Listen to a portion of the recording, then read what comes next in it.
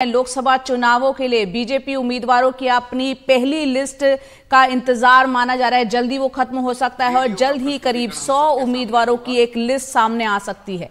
नामों को अंतिम रूप देने के लिए पार्टी की केंद्रीय चुनाव समिति की बैठक आज बीजेपी मुख्यालय पर होगी। ऐसा पहली बार होगा जबकि चुनाव के ऐलान से पहले, अभी चुनाव की तारीख आई नहीं है, उससे पहले ही बीजेपी अपने उम्मीदवार घोषित करने जा रही है। और सूत्र बता रहे हैं कि पहली सूची में पहला नाम प्रधानमंत्री नरेंद्र मोदी का होगा, जो वाराणसी से ही एक बार फिर चुनाव लड़ने जा रहे हैं।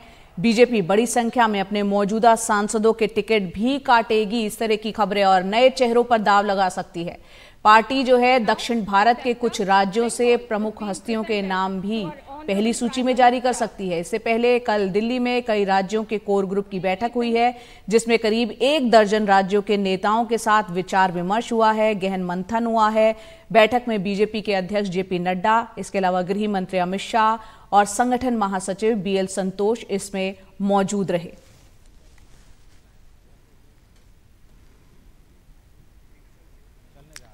तो यहाँ पर पहली लिस्ट जल्द ही सामने आ सकती है और बताया जा रहा है पहली लिस्ट में जो है करीब 100 नाम हो सकते हैं। उसमें पहला नाम प्रधानमंत्री नरेंद्र मोदी का, वाराणसी से एक बार फिर वो चुनाव लड़ सकते हैं। कुछ देर में हमारे वरिष्ठ सहयोगी अखिलेश शर्मा भी हमारे साथ जुड़ेंगे। इसके अलावा भोपाल से हम जुड़ने की कोशिश करेंगे अनुराग द्वारी के साथ, और किशोर रावत होंगे देहरादून से। तमाम हमारे सहयोगी हमारे साथ जुड़ गए हैं। अखिलेश शर्मा, सबसे पहले उनका रुख करते हैं। अखिलेश जी, पहली लिस्ट जो जारी होगी वो लिस्ट बनाते वक्त बीजेपी किन बातों को ख्याल में रख रही है? तो यही है कि ऐसे उम्मीदवारों को खड़ा किया जाए जो जीतने में सक्षम हो। तो ये विनेबिलिटी सबसे पहला क्राइटेरिया है। इसके साथ ही युवाओं को बड़ी संख्या में मौका देने की बात भी बीजेपी कर रही है। महिलाओं को भी बड़ी संख्या में इस बार टिकट दिए जाएंगे। और साथ ही ये भी कहा जा रहा है कि जो अनुभवी सांसद हैं उन्हें भी फिर से मौका दिया जाएगा, जिनका जनाधार है। दूसरी पार्टियों से भी बड़ी संख्या में नेता बीजेपी में लगातार आ रहे हैं, तो ऐसे में उन्हें भी दोबारा मौका देने की बात कही जा रही है।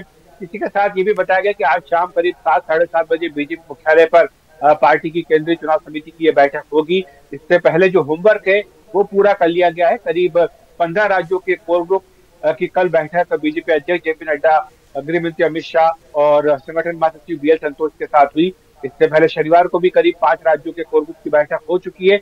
तो इस तरह से जो होमवर्क है वो पूरा कर लिया गया है। और साथ ही आपको ये बता दूं कि जो लोकसभा का चुनाव है पिछली बार 7 चरणों में हुआ था, इस बार भी 7 चरणों में होने की बात कही जा रही है।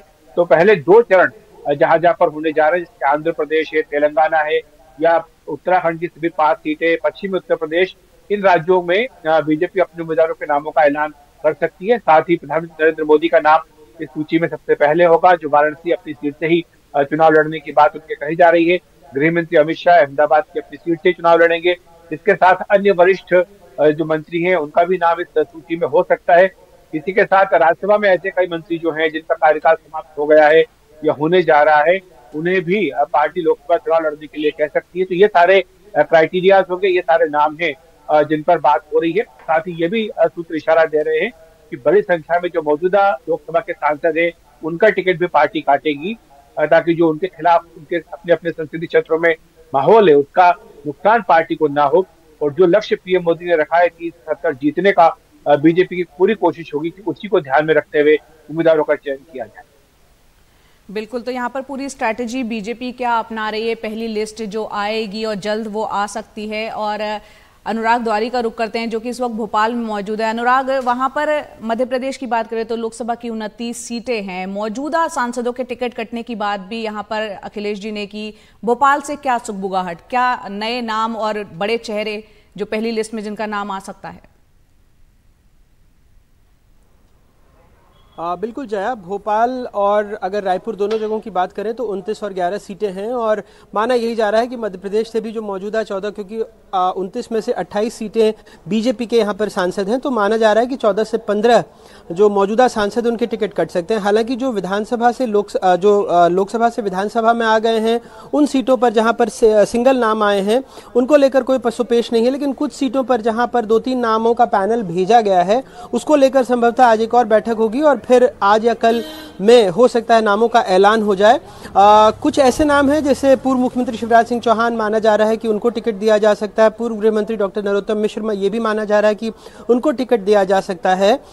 फग्गन सिंह कुलस्ते चुनाव हार गए थे विधानसभा का, लेकिन माना जा रहा है कि उनको रिपीट किया जाएगा। भोपाल की सीट पर भी सबकी नजरें हैं, तो यहां से माना जा रहा है कि प्रज्ञा सिंह ठाकुर शायद अब उनको टिकट न मिले। और पूर्व महापौर अभी विधानसभा चुनाव हारे हैं आलोक शर्मा, वो इस रेस में सबसे आगे बताए जा रहे हैं। तो ये कुछ नाम हैं जिन पर सबकी नजरें हैं। और जैसा मैंने बताया कि हो सकता है कि 14-15 सांसदों की टिकट काट दिए जाएं। चूंकि प्रधानमंत्री नरेंद्र मोदी ने झाबुआ से ही शंखनाद किया था, एक फॉर्मूला भी दिया था, एक जड़ी बूटी बताई थी अपने कार्यकर्ताओं को कि हर बूथ में जाएं, वहां पिछले चुनावों का अध्ययन करें और 370 वोट और उसमें जोड़ें। तो ये माना जा रहा है कि बीजेपी अपने दम पर 370 पार और पूरा एनडीए 400 पार का जो नारा है वहां से एक सूत्र दिया। और उसके बाद फिर गृह मंत्री अमित शाह भी आए थे, उसके एक ही दिन में ग्वालियर, खजुराहो और भोपाल आए और उसके बाद से बहुत तेजी आई है। तो संभवतः आज या कल में या परसों तक में जो मध्य प्रदेश की लिस्ट है, बाकी की तमाम जैसे अखिलेश जी बता रहे थे 100 की, तो उसमें भी कई सारे नाम हो सकते हैं जो उस लिस्ट में आपको दिखे।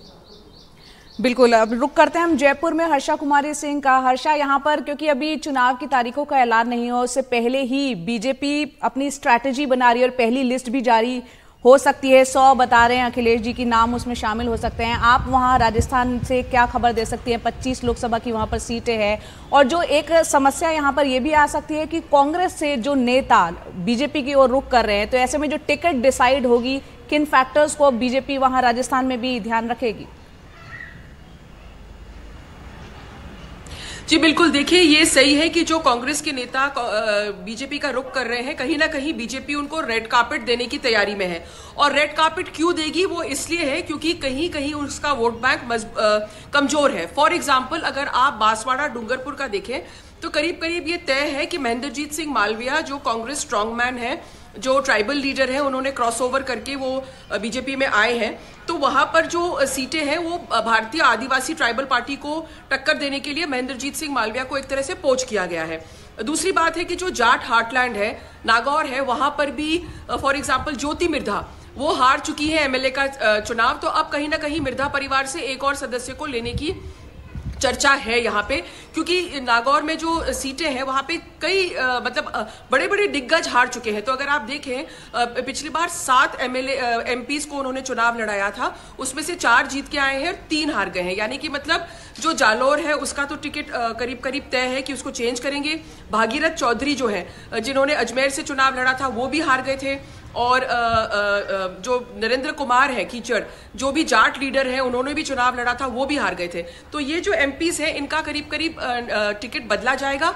साथ ही जो राजेंद्र राठौड़ जो हार गए थे एमएलए का चुनाव, और सतीश पुनिया वो भी एमपी का चुनाव लड़ने की फिराक में दिखाई दे रहे हैं, तो कहीं ना कहीं हो सकता है उनको भी अकोमोडेट किया जाए। और जो सीटें खाली हुई है, जैसे राजसमंद है, जयपुर रूरल है, ये जो सीटें खाली हुई हैं, बाबा बालकनाथ की जो सीट है, ये 4 सीटें जो खाली हुई हैं, इसमें तय है कि नए उम्मीदवार उतारे जाएंगे। फिर बीजेपी ईस्टर्न राजस्थान में भी थोड़ी वीक है, तो बताया जा रहा है कि धौलपुर, टोंक, सवाई माधोपुर, ये जो एरिया है, यहाँ पर भी नए चेहरे आएंगे। और जो सीटें लगभग तय हम मान रहे हैं वो है बीकानेर, जोधपुर और झालावाड़, बारां। जी, हमारे साथ देहरादून से किशोर रावत भी हैं, उनका अब रुख करते हैं। किशोर, आप वहां देहरादून में मौजूद हैं, जिन सीटों पर बीजेपी कहीं ना कहीं थोड़ी कमजोर है, उनको लेकर खासतौर से क्या स्ट्रैटेजी और किन किन नामों को लेकर चर्चा है जो पहली लिस्ट में जिनका नाम सामने आ सकता है? देखिए, उत्तराखंड में अगर बात करें तो 5 लोकसभा है और 5 लोकसभा पे बीजेपी का 10 साल से कब्जा, यानी 2 टर्म अगर बात करें तो दोनों टर्मों में बीजेपी ने यहाँ पर 5 सीटें जीती है। एक सीट यहाँ पर आरक्षिता अल्मोड़ा लोकसभा, उसके अलावा एक महिला सीट है, यानी एक महिला को अक्सर बीजेपी देती है और ये कांग्रेस में भी चलता है। लेकिन इन 5 लोकसभा की बात करें तो पहला ये माना जा रहा है कि इनको 5 को बदल सकते हैं, क्योंकि ये 2 बार लगातार जीते हैं और हो सकता है कि बीजेपी अपने नए फार्मूले में कि जो 10 साल से लगातार जीत रहे हैं उनको चेंज करे। दूसरा फार्मूला ये है कि इसमें 2 लोकसभा सीटों पर बीजेपी नए चेहरे उतार सकती है, जिसमें पौड़ी और हरिद्वार लोकसभा है। हरिद्वार लोकसभा की अगर मैं बात करूं तो हरिद्वार लोकसभा एक ऐसी सीट है जहां पर सबसे ज़्यादा मुस्लिम, ओबीसी और एसटी वोटर्स है। हालांकि बीजेपी को एसटी और ओबीसी, इसके अलावा जो अन्य दलों के अन्य जो वर्गों के वोटर है वो जरूर मिले हैं, लेकिन ये थोड़ी सीट फंस सकती है अगर यहाँ पर बढ़िया कैंडिडेट बीजेपी नहीं उतारती है। यही वजह है कि बीजेपी इस सीट को चेंज करना चाहती है और निशंक यहाँ पर बीजेपी से सांसद है 2 बार में, हो सकता है कि एंड इनकम्बेंसी भी हो, तो यही वजह है कि बीजेपी इसको चेंज करे।